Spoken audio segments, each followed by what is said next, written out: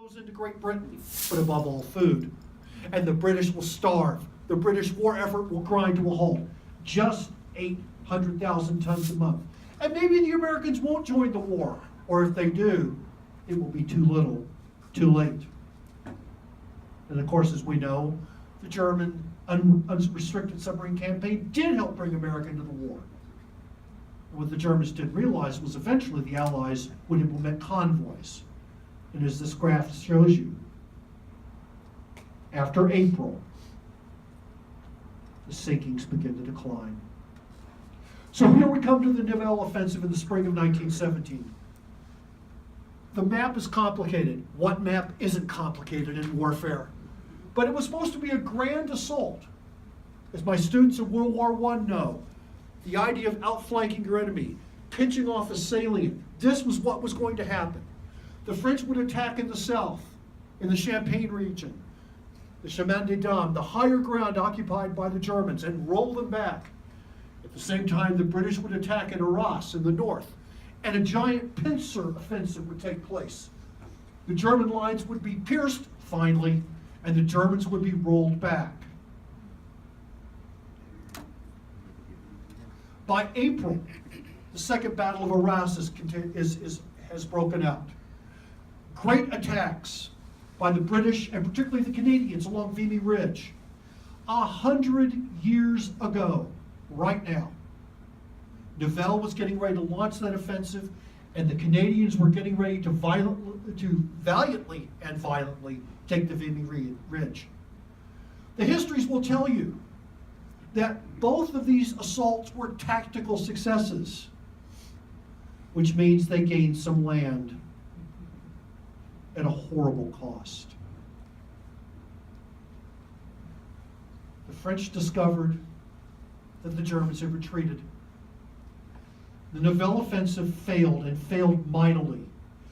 By May of 1917, mutiny began to break out in the French army. And for all intents and purposes, for the next calendar year, the French army is inert.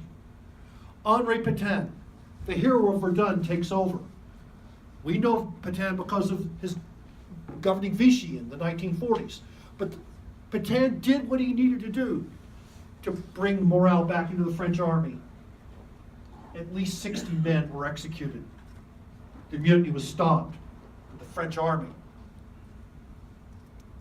well, it's a good thing the Americans were coming. There are all sorts of things I could talk about in terms of the home front.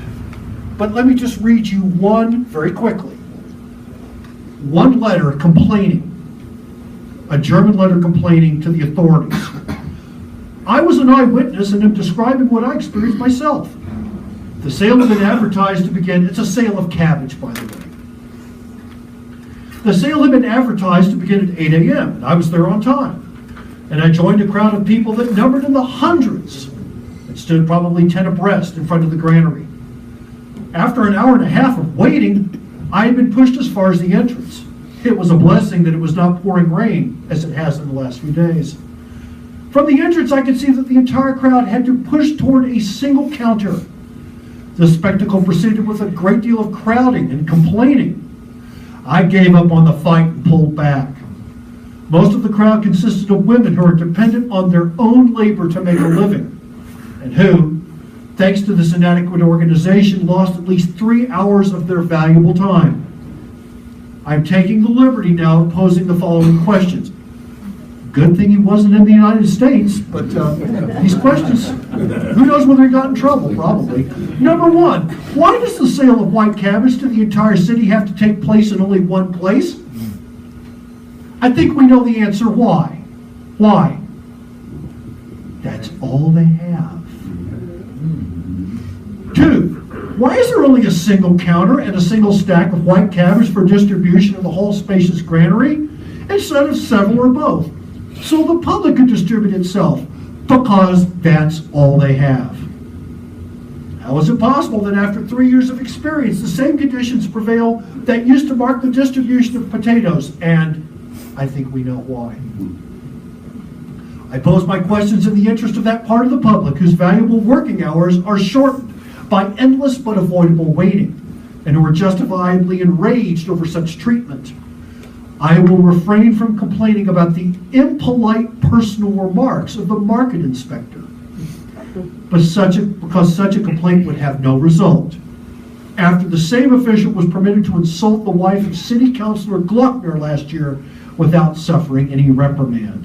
Here's your government, here's your cabbage, good luck.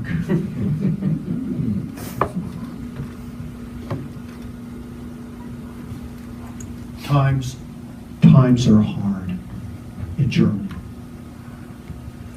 So eventually we have turnip winter. The only relatively decent harvest in 1916 in Germany was turnips. And so that's what they ate. If you lived in the cities, I talked about this with my students last week. If you lived in the cities, you had, generally speaking, more access to food, but life was still hard. You also had more access to coal to stay warm. But in the small towns and in the countryside of Germany, people starved and they froze to death. No wonder revolution would eventually come. Voices from April 1917. 100 years ago this month, in the Battle of Arras, a British soldier says, quote, "The artillery barrage opens, of course. This is my first experience of a barrage. The noise was just dreadful. It starts suddenly as if coming from nowhere in particular. Well, an hour of this and the barrage lifts and then off we go. Your life now is in God's hands. First someone on your right, then someone on your left. Maybe falls down, perhaps killed, perhaps wounded. Maybe slightly, maybe seriously. It is these times when men pray as they never have prayed before. Stretcher bearers now have a very busy time. What with our wounded and the Germans as well. When this is done, we have to dig it afresh and be ready in case of a counterattack by the enemy. After this, as soon as possible, we have a roll call. And on this, there's many a poor devil not there to answer his name. I lost a few old pals that day. One voice speaking for many. The daily, miserable grind and suffering and death of war. It looks so easy on a map, doesn't it? Translated this for you. I won't read the German. But here's a German who's fighting at exactly the same time. Am 6.4. On the 6th of April. I chose this because it's 100 years ago. April 6th, the command is dissolved. The report from the company that due to enormous losses, every man is desperately needed. Orientation in the landscape had now become impossible. 7th April. In the receiving area, I once again saw my friend Willy Hahn, who had just returned from leave. It was the last time. He went missing on 9 April. There are no more saps or trenches, barbed wire and shelters all crushed to bits. Horrible filth everywhere. It is difficult even to move. You lose your boots and socks in the mud. You go barefoot right down into the slime. Your feet are torn and bloody. You don't glimpse a soul. An English machine gun burst glances off of my steel helmet. I'm in luck. On and on. And for some men, it was too much. They deserted. They broke. Sergeant George Glennow served with the West Yorkshire Regiment, 1st Battalion. He was executed for desertion on 6th April 1917 and is buried in the Berlincourt Communal Cemetery in Pas-de-Calais, France. Son of Mrs. Rebecca Glendow of 22 Ladysmith Road, Great Grimsby, Lincolnshire. Shot at dawn 100 years ago. I could go on, but I will conclude with a poem from an English poet who was killed at the Battle of Arras, Edward Thomas, just a little later this month. The cherry trees.